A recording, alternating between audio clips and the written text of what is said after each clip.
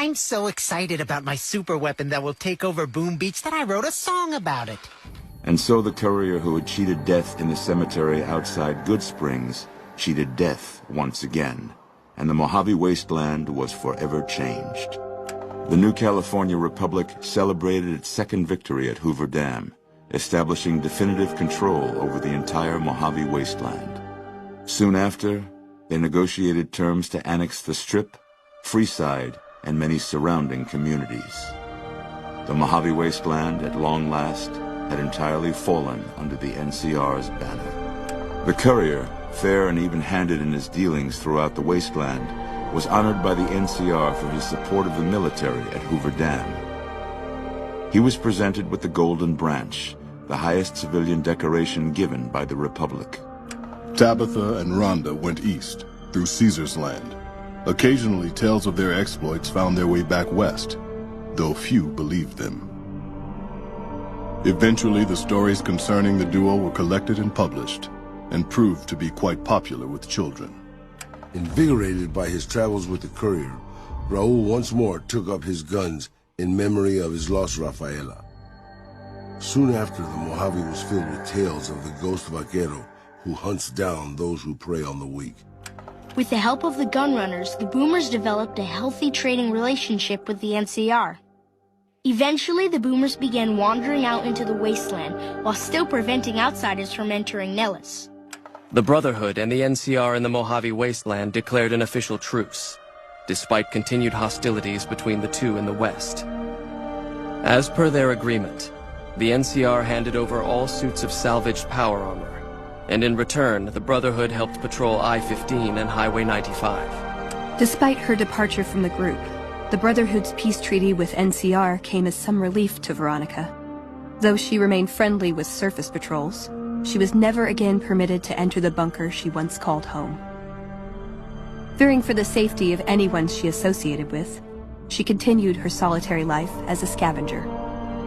But reports would emerge from Mojave scientists and social workers of old equipment miraculously repaired and research notes mysteriously completed. Their leaders destroyed by the Courier, the fiends scattered throughout the wasteland. Without the organization of Motor Runner, Cook, Violet, and driver Nephi, they were easy prey. After the NCR's victory at the dam, in part thanks to follower medical support, NCR allowed the followers to care for refugees as they see fit. Old Mormon Fort expanded its services and was able to aid more people, becoming a refuge for the less fortunate citizens of New Vegas. Arcade had hoped that Freeside would be able to remain independent of NCR rule. But he was glad that Caesar's Legion had been stopped at Hoover Dam. He tended to the sick in Freeside for a while longer, then returned to NCR territory to become a teacher with the followers there. Goodsprings saw more trade along I-15 after NCR gained control of the Mojave Wasteland, but with that came a heavy burden of the Republic's taxes. Some old-timers, unable to handle the cost, were forced to move on, grumbling all the while. In the years following the destruction of Cassidy caravans, NCR used evidence of the plot to blackmail the Crimson Caravan and the Van Graffs.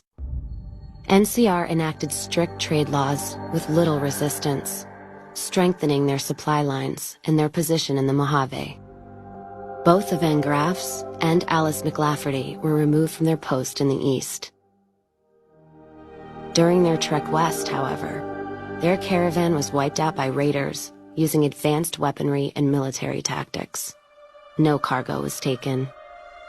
When questioned, the gunrunners denied any involvement, claiming they would have no public motivation for such an attack.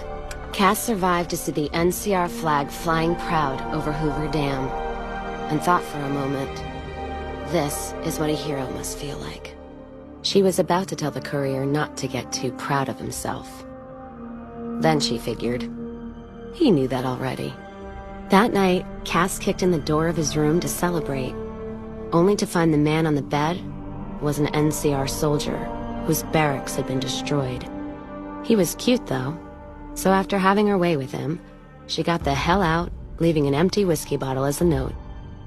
As she walked along the dam in the night, she felt drunk, content, and happy to be alive, which to her was the whole point of it all. During the Battle of Hoover Dam, the Great Khans quickly evacuated Red Rock Canyon and headed north and east into the plains of Wyoming. There, they reconnected with the followers of the Apocalypse and rebuilt their strength.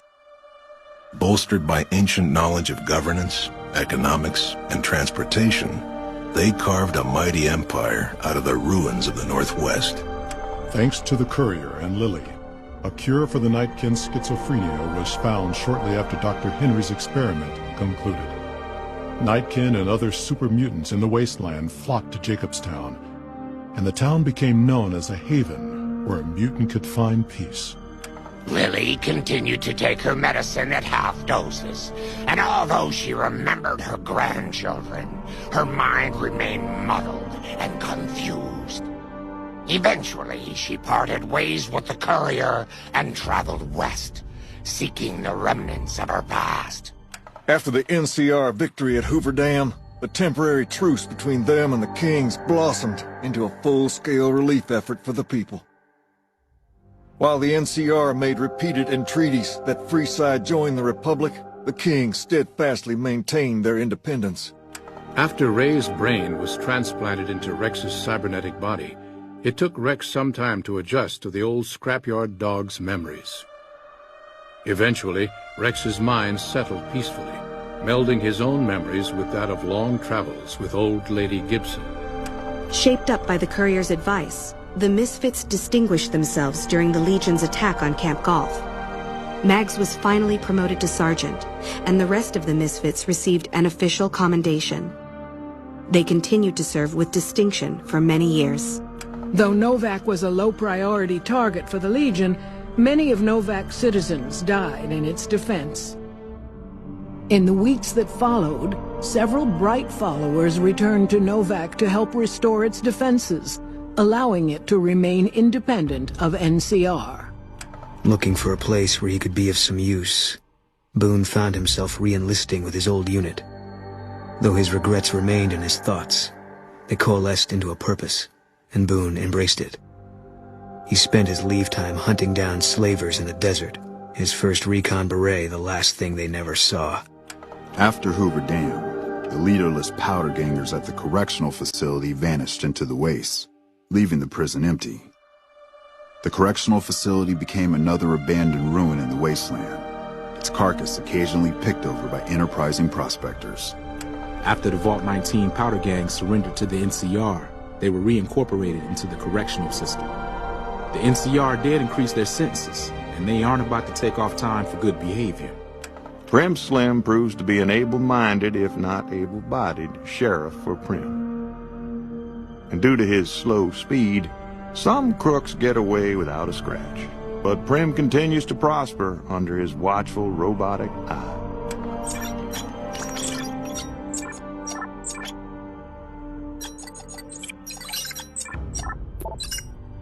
Defying Chief Hanlon's worst fears, NCR's Rangers persevered and distinguished themselves during the Second Battle of Hoover Dam. The Rangers, along with NCR's many troopers, shared the glory of victory. Hanlon wisely stayed out of the spotlight, crediting General Oliver's leadership for NCR's success. After a brief fanfare, Hanlon stepped down as chief and returned to the peace and quiet of his ranch outside of Redding. After their bold arrival at Hoover Dam, the remnants disappeared as quickly as they came. Legends of their power spread throughout the Southwest, a reminder of why people once feared the sight of vertibirds in the sky. And so the Courier's road came to an end, for now. In the new world of the Mojave Wasteland, fighting continued, blood was spilled, and many lived and died just as they had in the old world. Because war never changes.